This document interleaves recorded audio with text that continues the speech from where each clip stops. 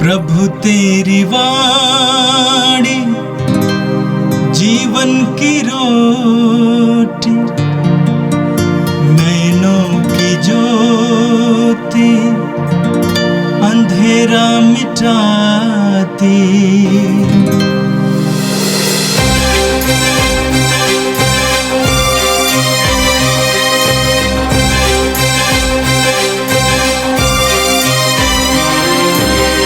प्रभु तेरी वाणी जीवन की रोटी, नैनों की ज्योति अंधेरा मिटाती।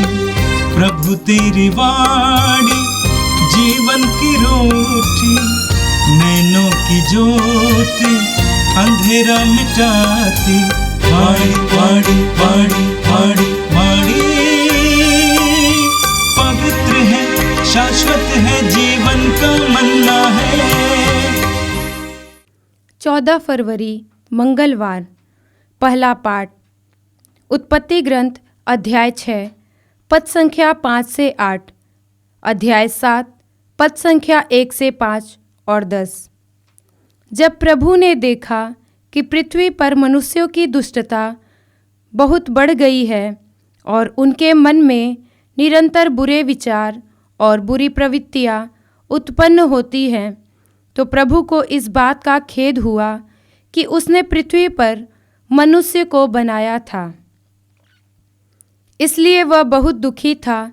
प्रभु ने कहा, मैं उस मनुष्य जाति को जिसकी मैंने सृष्टि की है पृथ्वी पर से मिटा दूंगा, और मनुष्यों के साथ साथ पशुओं, रेंगने वाले जीव जंतुओं और आकाश के पक्षियों को भी, क्योंकि मुझे खेद है कि मैंने उनको बनाया है। नूह को ही प्रभु की कृपा दृष्टि प्राप्त हुई। प्रभु ने नूह से कहा, तुम अपने सारे परिवार के साथ पोत पर चढ़ो, क्योंकि इस पीढ़ी में केवल तुम ही मेरी दृष्टि में धार्मिक हो। तुम समस्त शुद्ध पशुओं में से नर मादा के 7-7 जोड़े ले जाओ, और समस्त अशुद्ध पशुओं में से 2 नर और उसकी मादा को। आकाश के पक्षियों में से भी नर और मादा के 7-7 जोड़े। इस तरह समस्त पृथ्वी पर उनकी जाति बनाए रखोगे, क्योंकि 7 दिन बाद मैं 40 दिन और 40 रात पानी बरसाऊंगा, और मैं पृथ्वी पर से उन सब प्राणियों को मिटा दूंगा जिन्हें मैंने बनाया है। नूह ने वह सब किया जिसका आदेश प्रभु ने दिया था, और 7वें दिन प्रलय का जल पृथ्वी पर बरसने लगा। यह प्रभु की वाणी है। संत मार्कुस के अनुसार प्रभु यीशु का पवित्र सुसमाचार, 8वां अध्याय पद संख्याएं 14 से लेकर 21 तक। शिष्य रोटियां लेना भूल गए थे और नाव में उनके पास एक ही रोटी थी। उस समय यीशु ने उन्हें ये चेतावनी दी, सावधान रहो, फरीसियों के खमीर और हेरोद के खमीर से बचते रहो। इस पर वे आपस में कहने लगे, हमारे पास रोटियां नहीं हैं, इसलिए ये ऐसा कहते हैं। यीशु ने ये जानकर उनसे कहा, तुम लोग ये क्यों सोचते हो कि हमारे पास रोटियां नहीं हैं, इसलिए ये ऐसा कहते हैं? क्या तुम अब तक नहीं जान सके हो, नहीं समझ गए हो? क्या तुम्हारी बुद्धि मारी गई है? क्या आंखें रहते भी तुम देखते नहीं, और कान रहते भी तुम सुनते नहीं? क्या तुम्हें याद नहीं है जब मैंने उन 5,000 लोगों के लिए 5 रोटियां तोड़ी, तो तुमने टुकड़ों के कितने टोकरे भरे थे? शिष्यों ने उत्तर दिया, 12। और जब मैंने 4,000 लोगों के लिए 7 रोटियां तोड़ी, तो तुमने टुकड़ों के कितने टोकरे भरे थे?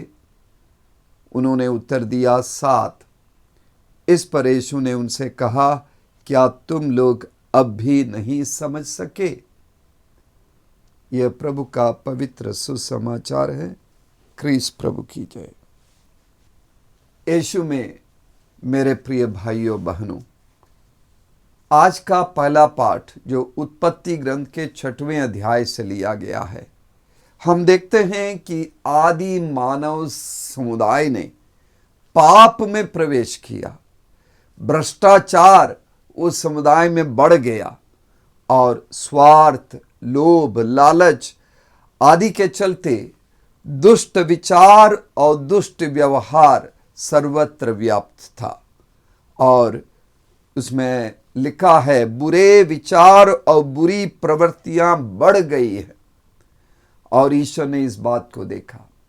उत्पत्ति ग्रंथ के लेखक ये कहते हैं कि प्रभु को दुख हुआ कि उसने पृथ्वी पर मनुष्य को बनाया, और प्रभु का क्रोध मानव को बनाने की अपनी गलती पर पछताने लगा। और प्रभु का पश्चाताप के बारे में हम सुनते हैं। और ये सारी बातें मानव के भावनाएं हैं, मानव की भावुकताएं हैं, जो ईश्वर में लेखक अपनी भाषा में रखते हैं। यानी ईश्वर को और ईश्वर की भावनाओं को मानव आकारवाद में, जिसे हम अंग्रेजी में एंथ्रोपोमॉर्फिज्म कहते हैं, और उस भाषा में लेखक लिखते हैं। यानी ईश्वर गुस्सा करता है, ईश्वर पश्चाताप करता है। इसका उद्देश्य यह नहीं कि ईश्वर को मानव के बराबर नीचे ले आने का, लेकिन इसका उद्देश्य है मानव को ईश्वर के हृदय की भावनाओं को समझने के लिए इस तरह की भाषा में लिखा गया है। और ईश्वर का हृदय, इसका मतलब है वो हृदय जिसमें भावुकता है, वो हृदय जो सोचता है, जो निर्णय लेता है। और ईश्वर का निर्णय क्या है? ईश्वर का निर्णय यह है कि मनुष्य बदले, मनुष्य जाति में बदलाव लावे। और ईश्वर बदलना चाहता है, दुष्टता से मानव को शिष्टता में लाना चाहता है, बुराई से भलाई में लाना चाहता है, अवगुण से सद्गुण में लाना चाहता है, और अपमान से सम्मान की ओर लेना चाहता है। घृणित जीवन से प्रेमपूर्ण जीवन की ओर ईश्वर मानव को लाना चाहता है। भ्रष्ट जीवन से शिष्ट जीवन की ओर ईश्वर मानव को ले आना चाहता है। इसीलिए ईश्वर मानव को दंड देना चाहता है। आदि मानव समुदाय का पाप सामूहिक पाप था, और इसीलिए सामूहिक रूप से दंड के भी वे भोगी बनेंगे, हकदार बनेंगे। और पूरा दंड जो है पूरे समुदाय पर पड़ेगा। जिस तरह इन दिनों हम देख रहे हैं कि तुर्की और सीरिया में भूकंप हुआ, और बड़े दर्दनाक घटना है, एक के बाद एक भूकंप, और बड़ी तीव्रता का भूकंप। और अब तक की खबर के अनुसार तुर्की में 24,000 से ज़्यादा लोग मारे गए हैं, और करीब 5 लाख लोग बेघर हो गए हैं। करीब 80,000 लोग चोट खाए हैं, अस्पतालों में भर्ती हैं, टेंट में, तंबू में रह रहे हैं। और हम ये नहीं कह सकते हैं कि उन्होंने कोई अपराध किया, या इसका कारण हम नहीं जानते हैं। हमारा कोई अधिकार नहीं है इस तरह बोलने का। लेकिन हम ये देखते हैं कि उनमें से बहुत सारे लोग बचाए गए हैं, और वे राहत कार्यों में लगे हुए हैं। और दुनिया के अन्य इलाकों से भी लोग जाके वहाँ राहत कार्य कर रहे हैं, लोगों को सांत्वना दे रहे हैं, उन्हें मलहम पट्टी बांध रहे हैं। मानव समुदाय को अपनी गलती को स्वीकार करके अपनी जिम्मेदारियों को स्वीकार करना पड़ेगा एक दूसरे की मदद के लिए। और इसीलिए प्रभु परमेश्वर नूह को चुन लेता है, जिसके अंदर पाप नहीं था, वो अच्छे व्यक्ति थे और जो धार्मिकता के मार्ग पर चलता था। प्रभु हमें से हरेक को बुलाता है कि हम एक दूसरे की सेवा में रहें और पाप और अंधकार के बीच में हम प्रेम और धार्मिकता की रोशनी फैलाएं।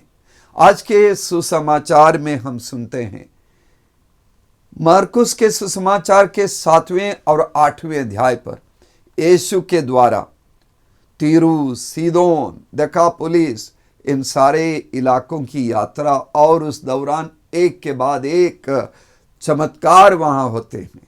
हम पढ़ते हैं 7वें अध्याय में कि यीशु ने गूंगे और बहरे व्यक्ति को देकापुलिस में चंगा किया, और 8वें अध्याय में पढ़ते हैं कि जो विशाल जन समुदाय जो यीशु के संदेश सुनने के लिए वहां एकत्रित था, उन्हें खिलाने के लिए यीशु ने चमत्कार किया।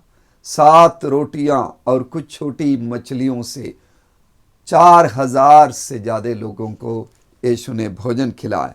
इन सब के बाद फरीसियों के साथ एक विवाद भी होता है। फरीसी आकर स्वर्ग से कोई चिन्ह की मांग करते हैं। यीशु वहां से निकल जाता है, नाव में बैठकर वो कैसरिया फिलिपी की ओर, और बाद में बेतसैदा में पहुंच जाते हैं। रास्ते में यीशु अपने शिष्यों को उस समय का सदुपयोग करते हुए शिष्यत्व की कुछ गहरी बातें बताना चाहते हैं। हम लोग प्याज के छिलके को निकालते हैं, परत पर परत एक एक छिलका निकालते हैं, अंत में पाएंगे कि अंदर खाली है।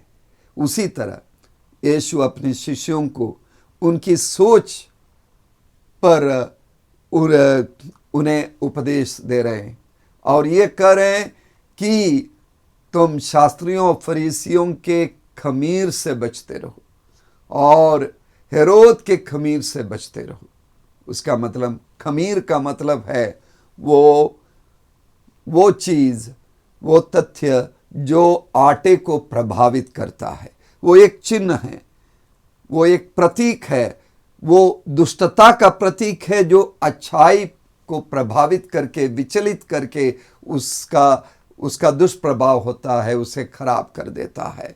हम यदि इसके बारे में पौलुस की बातों को सुने, गलातियों के नाम पौलुस के पत्र के 5वें अध्याय के 7 से लेकर 9वें तक लिखा हुआ है, आप लोग अच्छी प्रगति कर रहे थे, आपको किसने सत्य के मार्ग पर आगे बढ़ने से रोका? सत्य के मार्ग से आगे बढ़ने से रोकने वाली चीज को पौलुस खमीर का नाम देता है। उस व्यक्ति ने जो भी तर्क दिया हो, वो जो खतने के पक्ष में जो व्यक्ति बोल रहे हैं और इन्हें विचलित करने के बारे में बोल रहे हैं, उस संदर्भ में पौलुस कहते हैं, वो तर्क ईश्वर की ओर से नहीं आया जो आप लोगों को बुलाता है। आगे पौलुस कहते हैं, याद रखें, थोड़ा सा खमीर सारे सने हुए आटे को खमीर बना देता है। माने छोटी विचलित करने वाली दुष्ट बातें आपकी मानसिकता को दुष्टमय बना सकता है, खराब कर सकता है। यही बात पौलुस कुरिन्थियों के नाम लिखे अपने पहले पत्र के 5वें अध्याय के 8वें पद पर लिखते हैं, हमें न तो पुराने खमीर से और न बुराई और दुष्टता के खमीर से, बल्कि शुद्धता और सच्चाई की बेखमीर रोटी से पर्व मनाना चाहिए। बुराई और दुष्टता के खमीर से नहीं। फरीसियों के दिमाग में, हेरोद के दिमाग में बुराई और दुष्टता का खमीर था, लेकिन हमें क्या चाहिए? शुद्धता और सच्चाई की बेखमीर रोटी की जरूरत है। हमें सच्चाई की, धार्मिकता की, प्रेम की, शांति के बेखमीर रोटी चाहिए। खमीर माने दुष्टता हमें प्रभावित ना करे। फरीसी क्या चाह रहे थे? वे चिन्ह और चमत्कार चाह रहे थे। हेरोद चाह रहे थे उनके सामने कोई चमत्कार हो, यानी बाहरी चिन्ह, बाहरी चीजें जो उन्हें खुश करता है, जिससे उनकी बाहरी निचली इच्छाएं खुश हो जाएं, और उसे संतृप्त करने वाली चीजों से बच के रहो, सावधान रहो। यही यीशु का सुसमाचार है, यीशु का संदेश है अपने शिष्यों के लिए। यानी यीशु स्वयं पाते हैं कि शिष्य की सोच भी खमीर की तरह या उस प्याज के छिलके की परत की तरह एक एक करके यीशु उन्हें निकाल रहे हैं और अंदर दिखा रहे हैं कि तुम्हारे अंदर खोखलापन है, तुम्हारे अंदर वैक्यूम है, एम्प्टीनेस है, कुछ नहीं है, तुम सत्य को जानो। और शिष्य इन बातों को नहीं पर ध्यान नहीं दे रहे थे, उनका ध्यान केवल और केवल रोटी पर था। उनकी चिंता थी कि हमारे पास एक ही रोटी है, हम बहुत सारे लोग हैं नाव में और भूख आएगी तो हम एक रोटी से कैसे अपनी भूख को मिटाएंगे। इसी पर ही चर्चा कर रहे हैं, इसी पर आपस में संवाद कर रहे हैं। यीशु ने बताता है कि आपका ध्यान किस बात पर होना चाहिए। यीशु शिष्यों के प्याज रूपी उस सोच को, उस सोच की परत को, उस सोच की के एक एक छिलके को खोलकर उनके सामने रखते हैं। उन परतों में दुनियावी सोच है, भौतिक इच्छाएं हैं, पेट का सुख, जीव का सुख है और सुरक्षा की चिंता है। शिष्यों की चिंता की यीशु आलोचना करते हैं। वे भूल गए कि 5 रोटियों से 5,000 पुरुषों और बहुत सारे अन्य लोगों को भोजन खिलाने वाले प्रभु उनके सामने हैं और 7 रोटियों से 4,000 लोगों को भोजन खिलाने वाले लोग उनके बीच, व्यक्ति उनके बीच में। और यीशु मार्कुस जिस भाषा को उपयोग करते हैं, यीशु ये नहीं कहते हैं कि हमने तुम्हें भोजन खिलाया था। यीशु कहते हैं तुम भूल गए, मैंने 5 रोटियां तोड़ी और 5,000 लोगों को खिलाया। मार्कुस अंतिम भोजन के उस शब्द का उपयोग करते हैं। यीशु ने रोटी तोड़ी और अपने शिष्यों को दिया। यीशु ये दिखा रहे हैं कि मैं स्वयं रोटी हूं जो दूसरों के लिए तोड़ी जाती है और दूसरों के काम में आता है। मैं स्वयं तुम्हारे बीच में उपस्थित हूं और तुम्हारी सोच कहाँ है, तुम्हारे अंदर के खोखलेपन को बदल दो। मेरे प्रिय भाइयों बहनों, प्याज के छिलके की तरह हमारे अंदर के एक एक भौतिक चीज़ों की इच्छा के छिलके को, दुनियावी सोच का और भौतिक इच्छाओं का एक एक परत को निकालना होगा। सवाल अक्सर ये उठाया जाता है, हम खाने के लिए जीते हैं या हम जीने के लिए खाते हैं? हम जीने के लिए खाएं। भोजन की चिंता बेमतलब चिंता ना करें, छत की चिंता बेमतलब ना करें। ये सब यूं ही हमें मिल जाएगा यदि हम सच्ची बात की खोज करें।